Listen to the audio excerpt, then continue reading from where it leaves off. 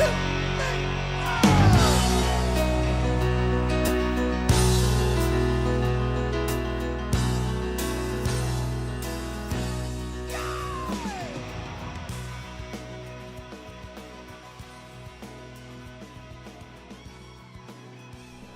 good morning. Welcome back to the Broadcast Retirement Network. I'm Jeff Snyder. This is BRN AM for Friday, August 5th, 2022.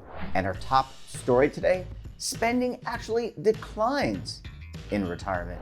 Well, joining me now to discuss this and a lot more, Robert Powell is a certified financial planner, and he's a journalist whose work has appeared in MarketWatch, AARP, The Wall Street Journal. He also writes a column and authors a huge page for TheStreet.com. And lastly, this is a huge intro, Robert.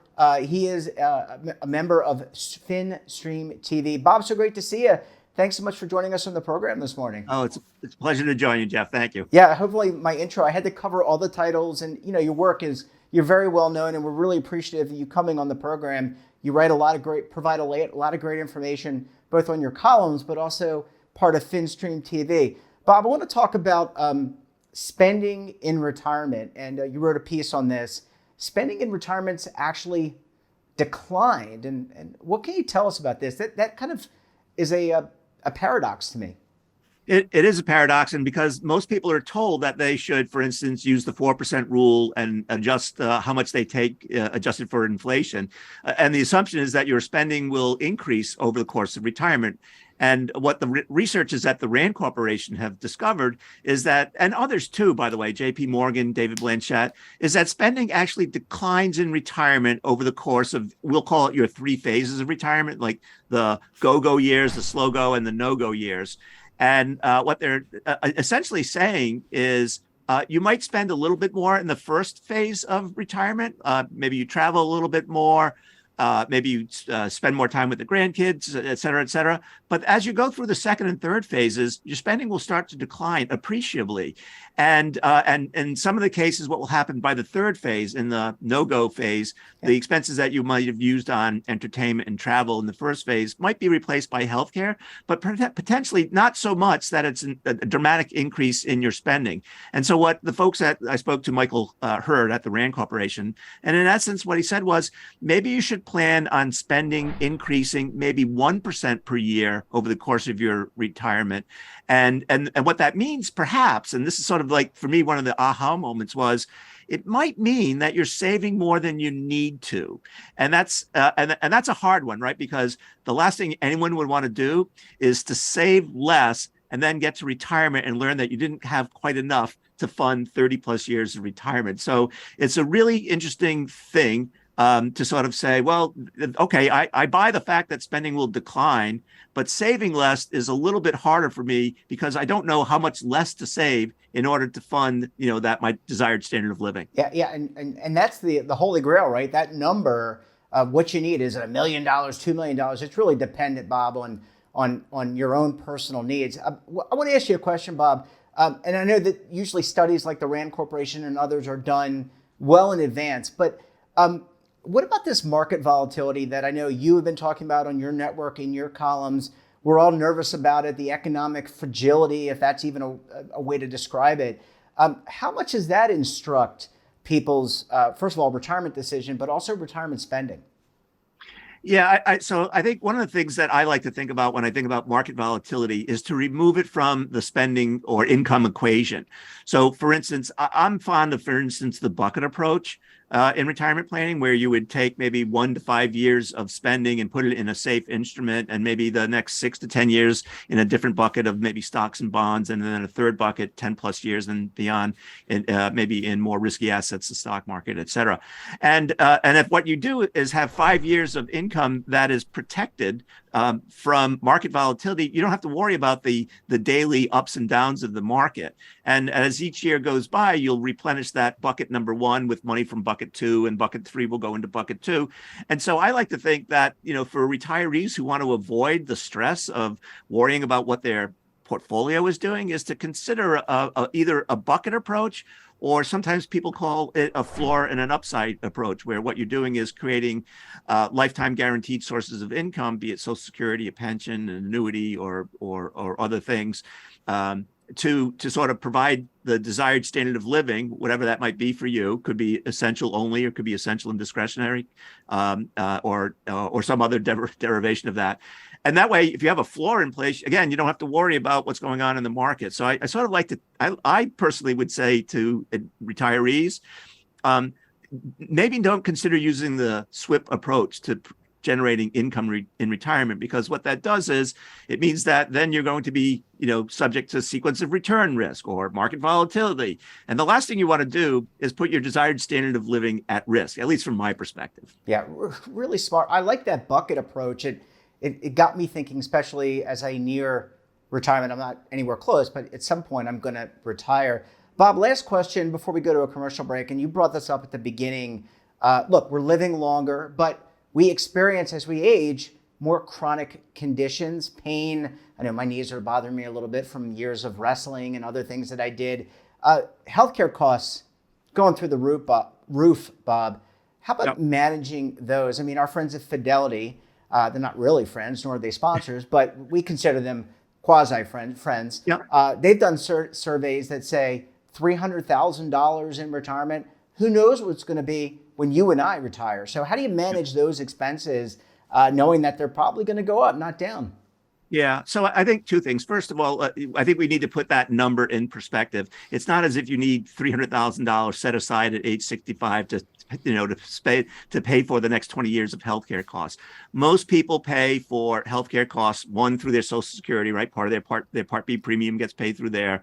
And then secondly, most people pay out of cash flow, right? They're either from the earnings that they have while they're working part-time in retirement, or from their portfolios, or from other places. It's not like they have a pool of money sitting in there specifically for healthcare expenses.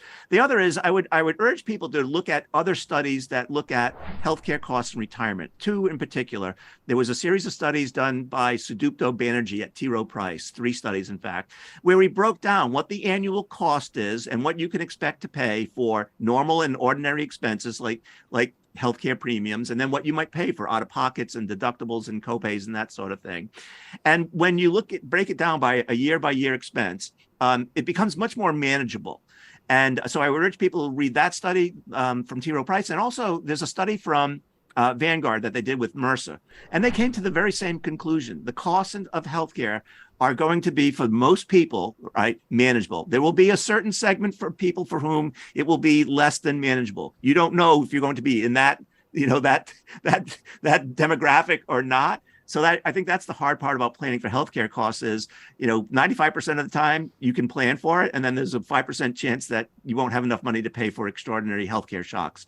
The other thing to think about too is healthcare expenses in retirement. When you first retire, they represent about 5% of your budget, of your expenditures. And then by the time you get to be into the no-go years, it tends to represent about 15% of your budget.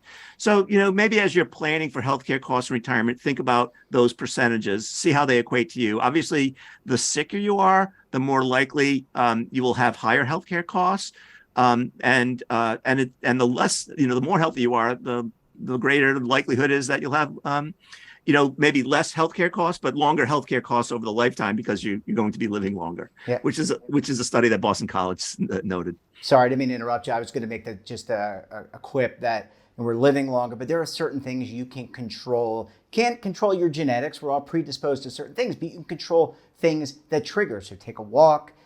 You don't have to go out and do CrossFit as an example, although we're big fans of CrossFit here. Bob, I need to take a very quick break. When we come back, we'll talk to Bob about actual versus perceived retirement risks. I think you're going to want to stay tuned right here on BRN AM.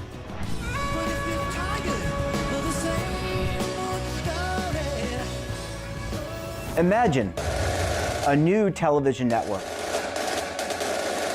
that will make you richer, healthier, and in control of your financial future.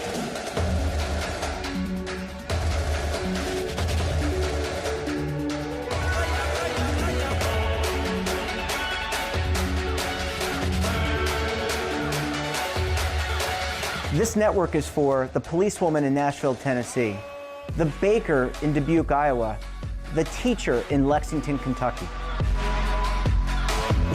We want to make the idea of savings in retirement culturally relevant. But what do you see as a defining issue of the midterms? Especially for the smaller businesses. I mean, they are the lifeblood of the American economy.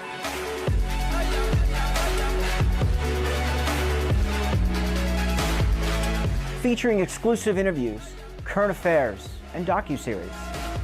33 years old, you retired early. The philosophy is money only matters if it helps you live a life that you love. But you got to start thinking about retirement as soon as you get in. The Broadcast Retirement Network will drive very high engagement with premium partnerships. So this isn't retirement and savings for your parents or grandparents. This is for all Americans. And we're going to change the way you think about money.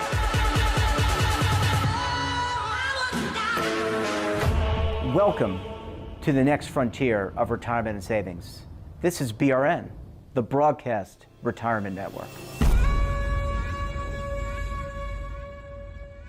Are you over 50? Would you like to get up to 33% more income in retirement? Then call now for this free book, Annuity Do's and Don'ts for Baby Boomers. This free book reveals little-known secrets about annuity strategies that will help you make the right choices before buying an annuity. Call right now for your free book, and as a bonus, we'll also throw in a free annuity rate report, both absolutely free for calling Annuity General today. Call 800-504-8194.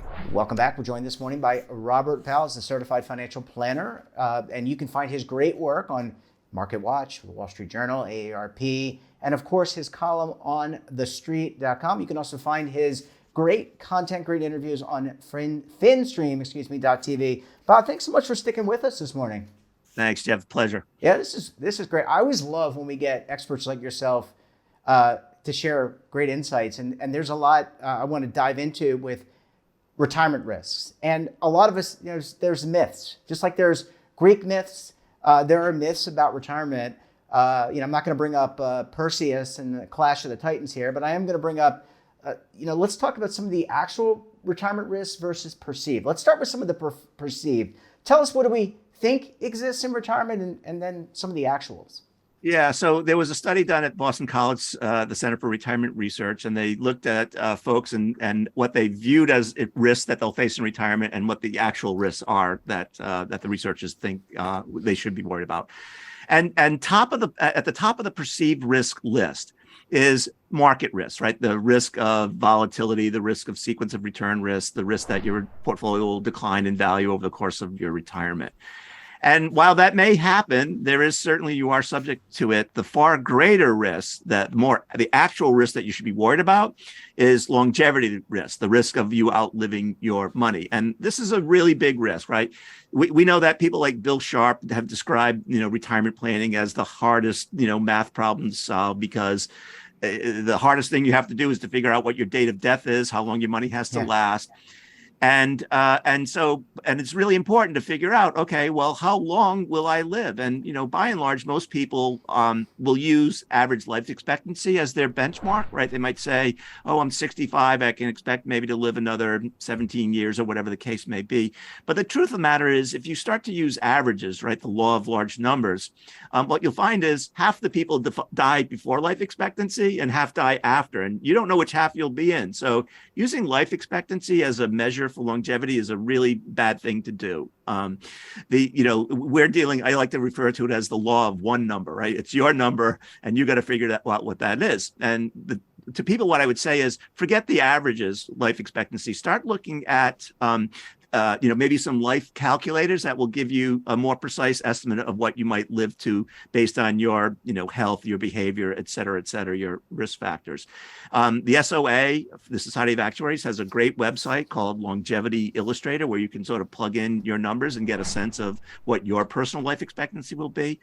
And then, and that's certainly a good number, but there's always a good chance, 5% maybe, that you live beyond that. So the other thing that I would tell people is, most financial planners I talk to today, Jeff, are using age 95 as the planning horizon. And, you might say, well, there's no chance I'll live to 95. But if you're one of a couple, there's a pretty good chance that, either you or your spouse will live to age 95. So it's not the most unrealistic planning horizon. And I think that will give most people some sleep at night comfort. worry more about longevity and less about market risk. You can deal with market risk. We've talked a little bit about that in another episode. And I think, this notion of running out of money or running out of lifestyle is how I like to describe it, is the far greater risk. The other thing I'll mention, and I apologize for blathering on, is the Society of Actuaries has some wonderful resources on their website, and one of which is a chart that illustrates the 15 risks that you'll face in retirement. And it ranges from longevity to inflation to market risk to death of a spouse to divorce, et cetera, et cetera. Healthcare shocks is another risk that people need to worry about more so. And what I would encourage people to do is to download that brochure, that literature, and get a sense of the risks that you'll face, all 15 of the risks that you'll face in retirement, and more importantly, how you manage and mitigate those risks. That's really the key, is to sort of check off each box and say, I looked at inflation risk and this is how I'm going to manage it. I looked at longevity and this is how I plan to manage it. I looked at market risk and this is how I plan to manage it. And to me, if you could go through that exercise, you will sleep at night, every night over the course of your retirement. Bob, let me ask you about denial, and I'm not talking about the river in Egypt. I want to talk about the fact that many of us, look, I think we all have to come to the conclusion that we will move on to wherever we go after living on this world. And so there's a denial for many people to stick their head in the sand and not address the issues that you're talking about, to check out these brochures. Do we need to do a better job? And this is more theoretical maybe, but let's talk a little bit about education. And I think we have to acknowledge, and I want to get your opinion on this, that we need to do more in terms of educating people. Like, okay, there's going to be death, but there are things that you can do, whether it's setting up a health savings account, whether it is long-term care insurance, whether it's life insurance to take care of those around you. Do we need to do a better job in terms of the education? I know you and the team at FinStream do this. You also do this in your columns, but as a country, globally, do we need to do a better job of this? Yeah, I think, there's so much misinformation out there, and there's a lack of resources for people to turn to get the information that they need. And you're right. People do put their head in the sand about this. It's complicated, right? If it's complicated for Nobel Prize winner Bill Sharp, it's going to be complicated for the average American, who would rather spend time researching, a trip to Ireland, which is much more, fun to do and easier to do than sort of to say, okay, how do I make sure my money lasts over 30 years? And how do I make sure, equally importantly, that, if you're the husband and you're part of a couple, the likelihood that a man will predecease his wife is really high. So more importantly is, how do I make sure that my surviving spouse, if I'm the husband, has adequate income to support her lifestyle after I'm long gone? And so I think what people need to do, quite frankly, is, the financial institutions certainly are making efforts around educating people. But one of the things that, the problem with financial institutions delivering education is, in many cases, they have the best of intentions, right? There was the MetLife Mature Market Institute for a bit, which was doing some great, wonderful research. But, it wasn't a profit center. And for many of these institutions, if it's not driving product sales, these institutions, these educational institutions that they created, get shut down. So I think we may need to look at, maybe there's government resources. There's certainly, the world of personal finance, shows like yourself, we're doing the best that we can. And the other thing I'll make note of is, it's that old notion about you can lead a horse to water. I find that the people who read my columns, I describe them as students of the subject. They really want to learn, right? They really want to avoid mistakes, and they want to make sure that they get it right from the get-go.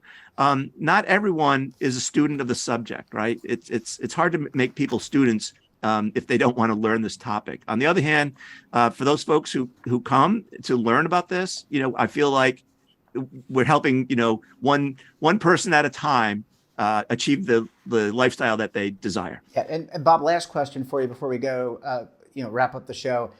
You don't need what you're talking about. You don't need to be Bill Sharp. You don't need to know the differences between alpha, beta, and all these different pieces, right? It's about conceptual. It's about the basics, understanding what a budget is, understanding what it means to deposit money in a bank account or a savings account, how to invest, what compound interest is, and also the things around just taking care of yourself. Those are basic things. I think oftentimes in the financial services industry, where you and I are both sitting, we use a lot of jargon, and that jargon is just confusing. But really, these things can be rather simple if if you set the right expectations. Yeah, I mean, I'll boil it down, right? What will your expenses be in retirement? And that's kind of easy to figure out. You'll have housing costs, food costs, transportation costs, insurance costs, et cetera, et cetera. What will be the sources of income that you'll have in retirement? Social Security, maybe you have a pension, maybe you have IRAs and Roth accounts, maybe you have rental income, right? What kind of income will that generate? Is that enough income to support those expenses? And if not, you may need to make some adjustments, either lower your expenses or maybe keep working or maybe use a reverse mortgage, right? You can do this on the back of a napkin, right? You're right. You don't have to make it Nobel Prize winning, difficult. You can do this on the back of a napkin. What are your expenses? What's your income? And then I'll add to it, what are the risks that you might face? And do you have a plan to make sure that you've got those risks covered? And then how will you allocate your assets after that to make sure that, that you have the income that you desire? Sometimes we make it harder than it needs to be. I will be the first to admit, if I knew everyone's date of death, I could build a perfect retirement plan. But I don't know everyone's date of death. And so the plans are a bit imperfect, which means, I guess the last thing I'll mention is you can do all this on the back of a napkin, and then you can't set it and forget it. You'll have to review it as life cycle events occur, or annually or semi-annually, to make sure that no plane ever leaves Logan Airport here in Boston, where I am, to Los Angeles without making flight corrections, right? No one, right? You go at different altitudes, you take a different path. You're going to make flight corrections, and just accept that as a fact of life when you're building your retirement plan. Yeah, and last thing I'll say, Bob, before we wrap up the show, is that we put a man on the moon, or men on the moon, I think 8, 9, 10, maybe more times. That certainly is very complex, and we did it with 1960s technology. Bob Powell, always great to see you. Thanks so much for joining us, and we appreciate you sharing your insight on the program, my friend.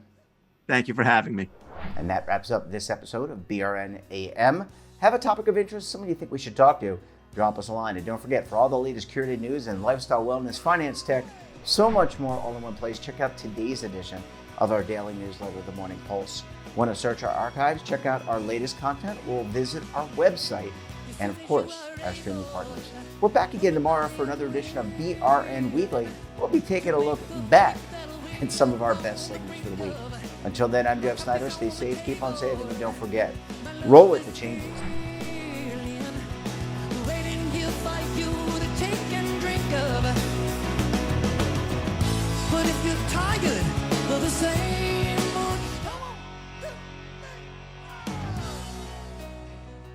Now is your opportunity to co-create content around any topic on the first lifestyle and wellness network. Reach a global audience through our platform and co-own exclusive branded content. All of our programs are available on demand and also as audio-only podcasts, so you can take us on the go. Broadcast Retirement Network, available anytime, anywhere, and on any device.